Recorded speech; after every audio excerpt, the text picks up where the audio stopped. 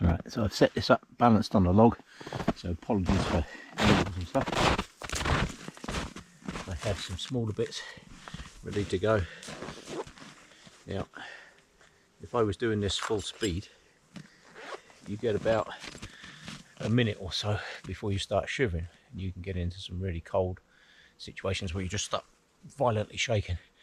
And if you find yourself in that situation, hypothermia is on its way, and hypothermia will kill you faster at here than anything else.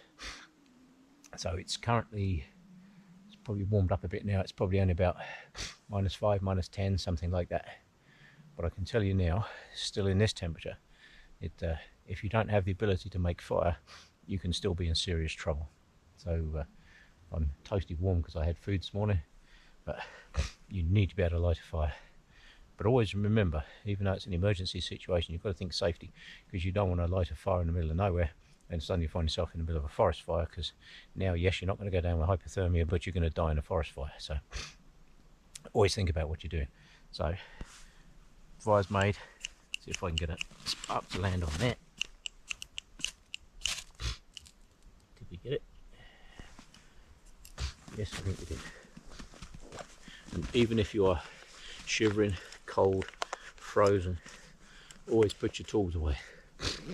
Reason being is if you suddenly find yourself you have to move to a different location and you've now lost your fire lighting materials, you're in trouble. And this is the other reason I like cotton balls, because it buys me time.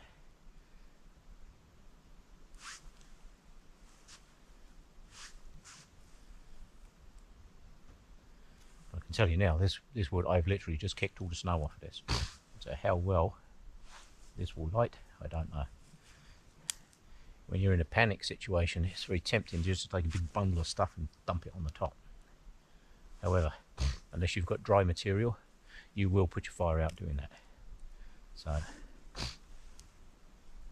even though it's freezing cold, and I would be doing this with mitts on, but since I don't want to burn my mitts, and it's not an emergency situation, I would do it this way instead, just so you can see how you would actually do it. So don't be tempted to just go boom, put a big pile of crap on the top, because if there's moisture in there, you're going to put your fire out. And at that point, if hypothermia is that close, you're in serious trouble. Chances are you're not going to make it. So spend the time, and don't sit there doing this as soon as you've got your fire going. Although it's very tempted to do so because you're now picking up heat. Yeah. Concentrate on getting your fire going.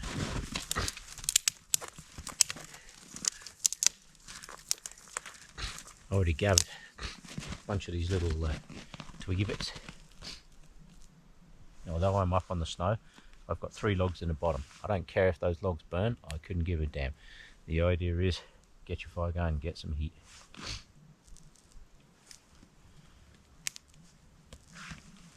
That's a nice dry bit, so I don't want to waste that. Now we've got a bit of flame in there. The flame's starting to climb, see? Now we can start getting a bit more aggressive with putting wood on. But again, don't smother it.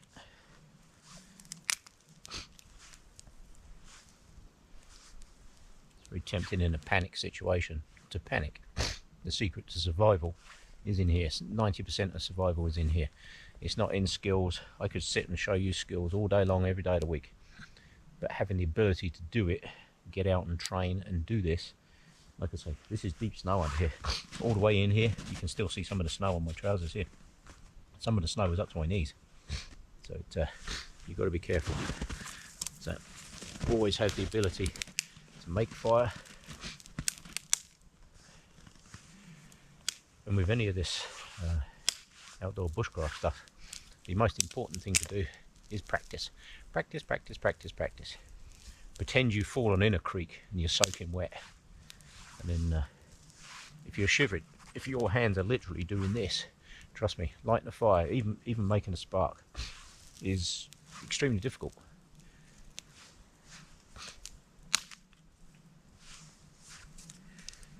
Back in my military days, they do make you experience hypothermia, and it gets you really, really cold. I can tell you now it's a very unpleasant process. It actually takes a very long time to warm up. It takes very little time to cool down, but it takes a very long time to get your body temperature back up. People think you can just light the fire like this and 10 minutes later you're going to be safe and everything's going to be good. Don't count on it.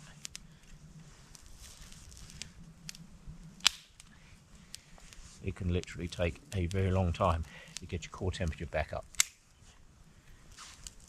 Best thing you can do, if you have any, is hot food. Hot food is good. But as you can see, that is a very haphazard fire. No great magicness to it. It's this tarp on this log, it's very slippery. So if you suddenly see me fall over backwards into the snow. But again, fire is now going. Got some heat. It's starting to settle down in there. The temptation now would be to just sit here and enjoy the fire. What you can do is you can start to warm up. Now, if you've still got mitts on and what have you and they're wet, all your wet clothing's got to come off. Don't care what you've got to do, you've got to get your wet clothing off, because your wet clothing is cooling you down faster than that fire can warm you up. So you've got layers of wet clothing, take them off, stand them around the fire, see if you can dry them out, warm them up. If you've got wet clothing on, don't be tempted to do this and try to dry it out, because what will happen is if you're too close to the fire it will turn into steam, and the steam can actually burn your skin, so you can actually end up with steam burns. That is something you don't want. You're already in a bad way, you're already in a bad shape. The last thing you want to do is make it worse. So, so if you've got mitts, like this and they're soaked, for instance, these ones aren't, give you an idea of how deep that snow is, these ones aren't, but you can then start to dry them out. And the best way to dry them out is to get heat on the inside like this. If your hands are really cold, you can warm them up, put your hands in there, that starts to warm you up. And it can take, like I say, it takes very little time to cool you down, but it takes a very long time to warm you up. See, doing this, you ain't going to feel no heat through there, but you can start to dry things out, and that's very important. Make sure everything is dry. Now, I'm probably not going to need these on. I have my small ones, these ones I put on inside these, so that if I need to take my mitts off and do something, I still have something covering my skin, because in -20 or whatever, your skin will burn pretty quick. If it's -40 and the wind's blowing, you can get frostbite really fast. And out here, if you can't use your hands, you're in trouble. If your feet get frostbite and you can't use your feet, you're as good as dead. So, not going to beat around the bush. You can't walk, you die. Very simple. You lay down in this snow, you fall over in this snow, you'll be dead in a couple of hours. Done, finished. Your body in this snow, if you're wet, you'll lose heat crazy fast. I've heard estimates up to 25 times faster than like normal cold. And that is fast, because out here in -20 with no protection, your life expectancy is not good. You will actually freeze to death.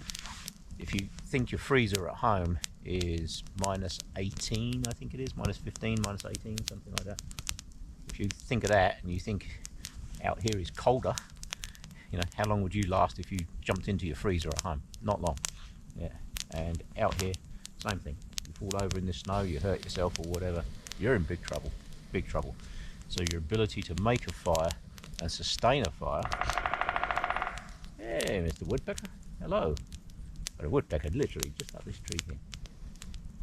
Hey, Mr. Woodpecker. Yeah. He's literally just up that tree right there.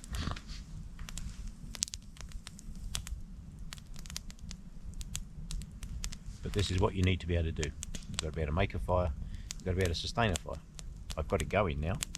It's reasonably going. There's some of those nice dead twigs behind me. Do I need to make this into a big fire? This is purely done for the demonstration purposes. If I was cooking food now, I would put some more logs on there. If I was cooking food, I would have probably done say maybe 5 logs on the bottom, 3 that way or 4 that way, whatever, just to make an upside down fire. If you want, light it from the top and let it burn down through, because you'd actually set it and forget it fires, I call those. People call them upside down fires, top down fires, whatever you call it. I call them set it and forget it fire. You can light it, let it get on with it, and then you can get on with doing other things. Like, I know I have some really yummy food in there.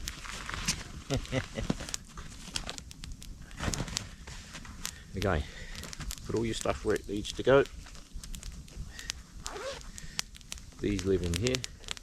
I do have my sunglasses at the moment. So. These need to go in here. Wrong pocket. Actually, they need to go in that other pocket. They need to go in there.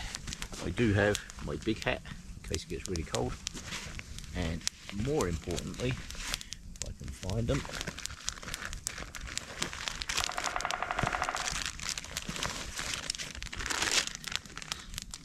I have food.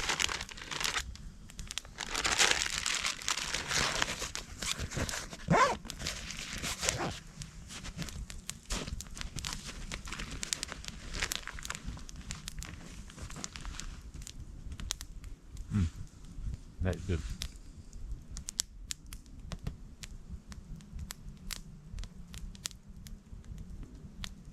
See how well it's burning, even with just a few not particularly big branches on it. That's putting off some good heat now. Collect some of that heat. Most of the heat from the fire goes upwards. I would say probably 90% of the fire, the heat goes up. It's up here, right? And that's not where you are. You're relying on the radiant heat from the fire. But I can tell you now, it's actually quite warm, even though it's a bloody cold day today. You see, it's about -10, and I don't have my gloves on. I don't need to, because I'm picking up heat from there. Where's the other place you can get heat? Food. If you eat food, as your body breaks it down, it creates heat. So that's why it's very important to make sure you have food with you.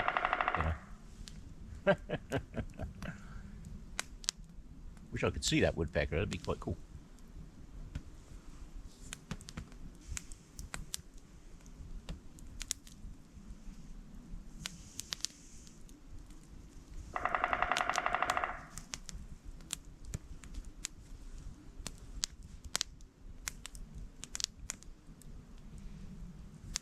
And that's how you light a fire on a foot of snow. As you can see, I dug a fairly large hole, and the way you can dig it, if you've got a shovel, perfect. If you haven't, you can use your feet. Now, it's very tempting to use your foot sideways, like this, to scoop the snow out. If it's loose snow, you can do that. However, you've got to bear in mind, you're putting sideways pressure on your knees, same as here. So your best bet for cleaning out the snow is what I call a cow kick. So, if you're cleaning snow, do this.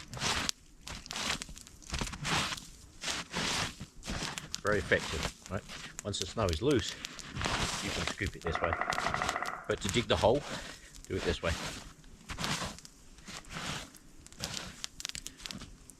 You wouldn't think it makes much difference, but I tell you it does. And the reason it does is you're not putting sideways pressure on your knees.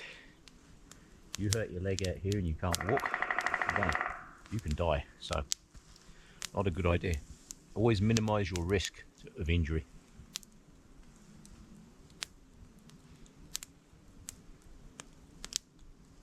See, look how well that's burning. That's nice and warm, actually. It's so warm, in fact, I don't need gloves on. Yeah, and it is about -10, so that is warm.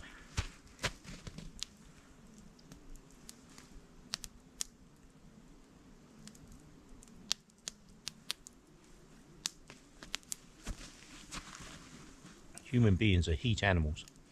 We need heat to survive. No heat, you die. Very simple. Core temperature drops a couple of degrees, you're in big trouble.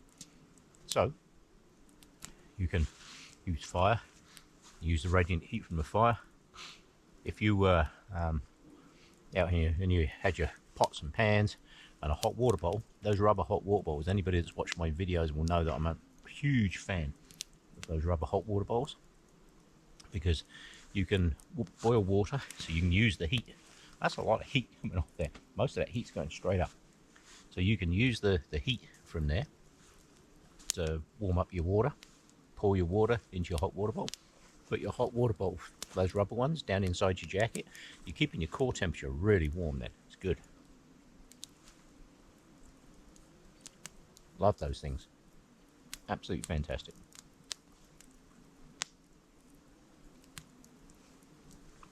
Food makes a difference. If you can heat your food, like if I had my toasty fork with me, you can heat it over the fire. You could use the end of your knife if you wanted to, or if you could find some reasonable sticks, but you ain't going to find too many green sticks in here this time of the year, I tell you.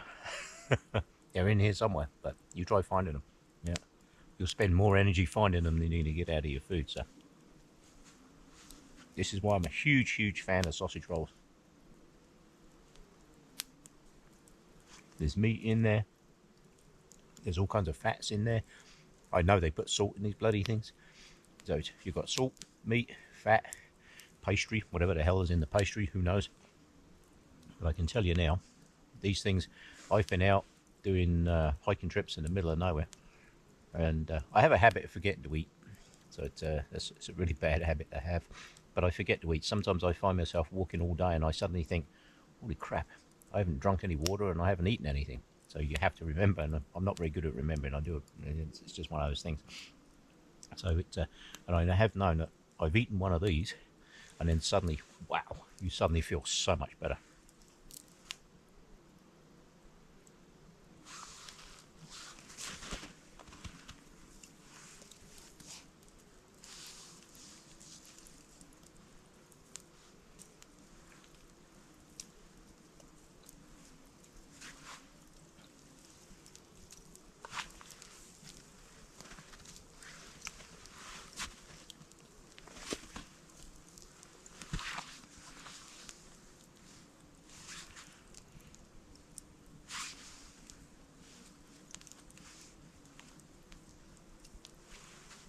If you're going to pick up hot logs, by the way, that wood's hot. But if you're going to pick it up very gently with your fingers. Like this piece isn't, so I'll demonstrate. So just pick it up really lightly. If you squeeze it, you're increasing the heat transfer between the wood and your fingers. But if you touch it, even if it's hot, you just gently touch it, just like this. If that's a piece of wood, you just gently pick it up. Hardly any pressure on it. You'll be surprised you can actually pick up some reasonably warm. Don't pick up red hot coals like that unless you've got hands made out of asbestos. My hands are pretty tough, really. The job I do, trust me, I can stick pins in my hand and it doesn't really hurt that much. But all day long I'm smashing my hands up, cutting myself to shreds and all kinds of stuff. But, I don't tend to feel it so much. As you can see, that's all you need to do to keep a fire going. Pretty simple, really. I think what I will do, I'll switch that camera off a bit because the battery's going to be getting warm. I'll do some more later. Alright, just dropped my camera in the snow. Now, somewhere here. Find it.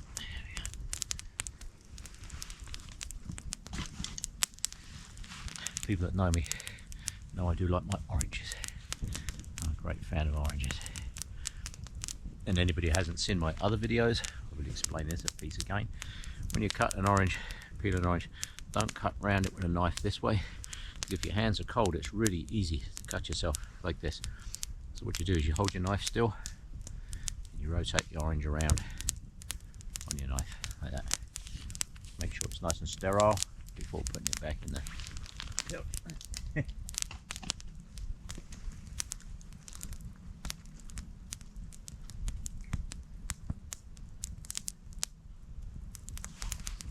that smells nice. Now, normally I take all my orange peel and that home with me. I have a fire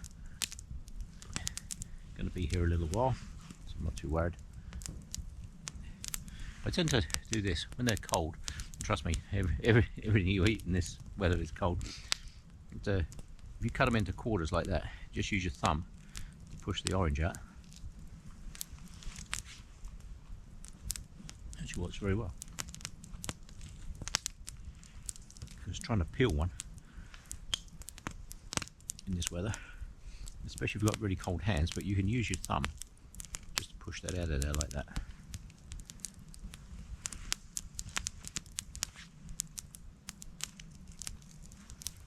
That tastes so good.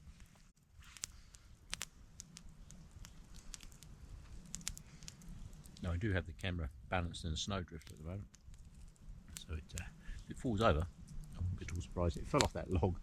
Yeah. So.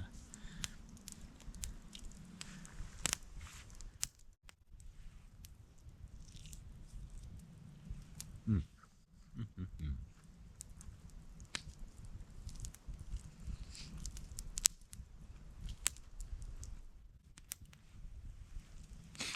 So normally don't leave things like orange peel and that laying around, because it attracts wildlife and stuff.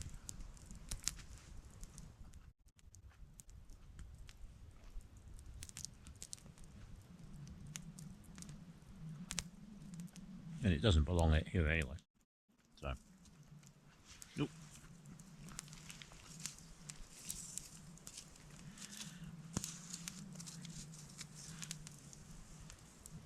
We'll put that one back in there. So that's that Spanish moster. See how easy that stuff burns? This is my pokey stick just for moving stuff around. Always have a pokey stick.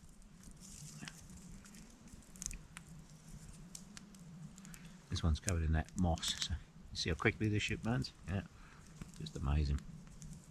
So let's get that orange peel right into the middle of the fire, because I want all that burnt up. These logs in the bottom here are starting to really get going. What you've got to bear in mind is, as they get going though, everything that's underneath here is just going to melt.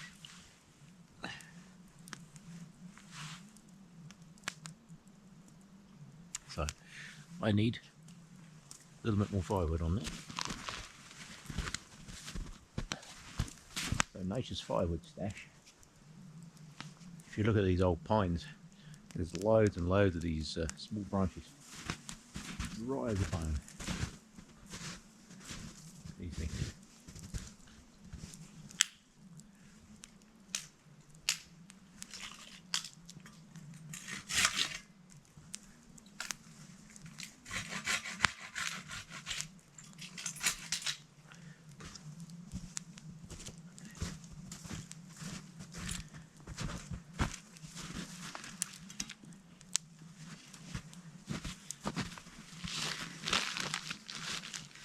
So this top is a little slippery on this log.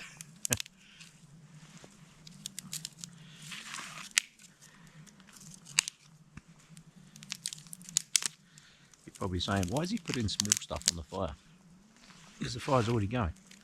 Well, reason being is whenever I stop for a campfire, I like to clean off some of these low branches. I like all this dead stuff on the bottom. Might sound silly, but that's the stuff when forest fires start on the ground. If you get a grass fire, and once all the snow melts, underneath here is really dry grass. So if you get a grass fire down through here, if you remove as many of these low branches as you can, it makes it harder, not impossible, but it makes it harder for the fire to get up into the canopy. So opening up the forest a little bit, one campfire at a time.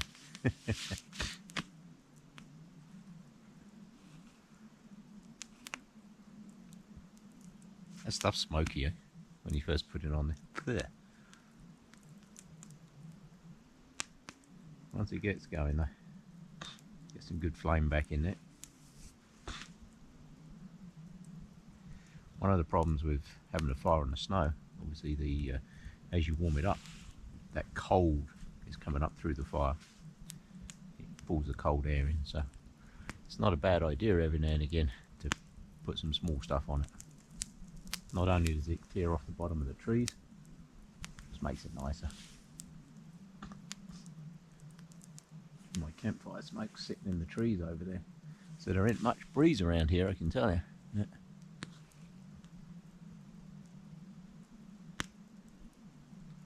I don't like having too much smoke.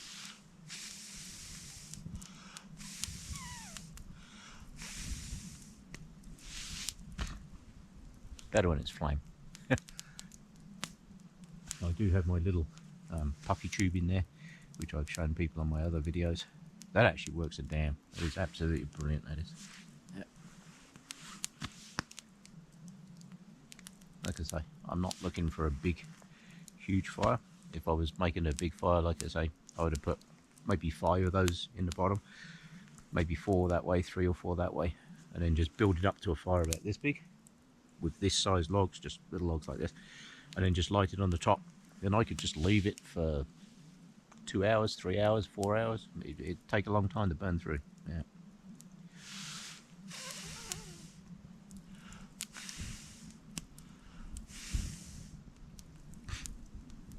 I want more flame, less smoke.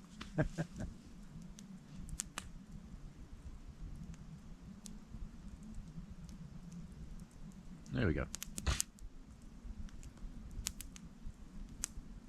As I say, my plan is not to be here the entire day because I have to walk back about 3, 4. There is a better way I can go back. If I go back the way I came, it's about 4 kilometers. But there is another way that I can cut about a half a kilometer off of that. So I might go back that way. Yeah. Problem is, you don't know how deep the snow is. Yeah. That's why I like this pole. Like I was saying on the way out here, this pole is 4 foot. So if I stuff it in the snow to here, yeah, that's your knee right there. Yeah. So good idea to have poles. Some people they can't hike without trekking poles, but I must admit I don't mind. The campfire smoke is lingering in the trees over there. I can see it. It was here. It's now blown across that way. I can actually see it moving through the trees. It's actually pretty cool. Yeah. I tried to make as little smoke as possible because they do have the fire watches up on top of the mountains.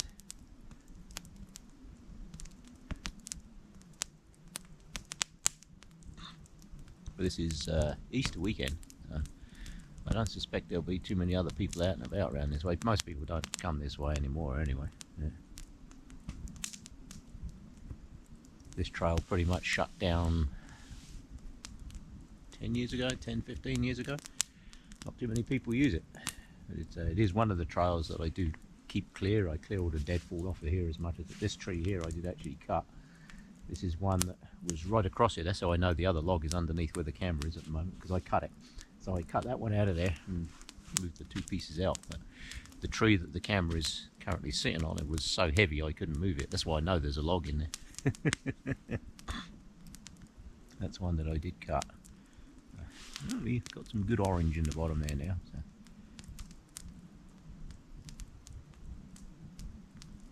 And we'll let that die down a bit and go from there. Like I say, if this was a survival situation now, you'd be drying everything out as much as you can. Dry your clothes out, even if it means stripping off, because if your clothes are wet, they're going to suck the heat out of your body so fast that you can actually be in a lot of trouble. You're actually better off being pretty much naked next to a warm fire, so you've got the heat from the fire. Dry your clothes out. Once your clothes are dry, do a system. Dry the clothes, like if you've got t-shirts or sweatshirts or base layers, dry those out first. Put them back on. That way you're now conserving heat. Yeah, you've got to conserve heat. Humans are heat animals. If you don't conserve the heat, you're going to die. Yeah, no heat, you die. Very simple. But you've got to get your clothes dry. Wet clothes will not keep you dry. The only exception I find to that is socks, which is why I always wear these great big thick heavy woolen socks because even if those things are wet, they still feel warm, and it's there we go. In the summer you'll see me tuck my stuff in my things because of all the deer ticks and what have you. Last thing you want is Lyme disease. Yep. So I will let this fire do its thing. Don't think I'm going to put too much more wood on this fire. I'm just going to kind of mix it all around now and let it do its thing, and I'll get back to you in a bit. Wade through the snow. Look how deep this snow is. Yeah. Under here, that's the top of that log right there. You can see the dark bit. That's the top of the log, and I know that log is a good 8 to 10 inches round because I cut it. Yeah. The other bit of it's over there. That's under however much snow. There it is. There. Right, so it's under there. So it's under about 6 inches of snow as well. That's a fair sized hole. I have all my stuff. Always make sure your gear is readily accessible, just in case anything bad happens. My mitts are still there. They're not put away. If I need them, I can just grab them. You suddenly start getting cold, you can throw those on, because like I say, you don't want cold hands, you don't want cold feet. You can't work if you've got cold hands, and you can't walk if you've got cold feet. So yeah, always look after them. People forget about their feet. They forget to look after their feet. Out here, cold feet can be the difference between basically getting home and not. So yeah, look at the depth of that snow. I can tell you now. Let's see if I can demonstrate it. I can tell you now, the snow here is pretty deep. Let's see. Right, so that is how deep that snow is, right there. There's the whole pole. So that's how deep that snow is. Back in the hole. So you suddenly step into that, you're literally well over your knees. So you got to be careful. Got to be careful where you walk. I know this trail extremely well, so I know where the. That's why I know there's a log under there. So yeah, be careful where you walk. You see a piece of forest like that, and you think, okay, I'll just take a shortcut through there. I know that roughly where I'm pointing, right down in the bottom there, there's a gully in there, and I guarantee you that's full of snow. So there could be another foot or two down there, so you step into that and you suddenly find you're in waist deep snow. That is now a problem. Look at it. Looks like you could just walk right through there, doesn't it? And I wouldn't, because I know it's full of gullies. That's why you have a pole with you. If you're walking through an area that you don't know, you can use the pole to test the snow before you go. Know before you go, and all that other good stuff. Yeah. Right, as you can see, that fire is not exactly a raging furnace, but I didn't want a raging furnace, otherwise I'd have built it right up. So I will do that as it is for now, and probably do some more on the way back. Right, that is my site cleaned up. There is my fire pit. This was the fire pit. As you can see, that's all ice under there now. That's all soaked down.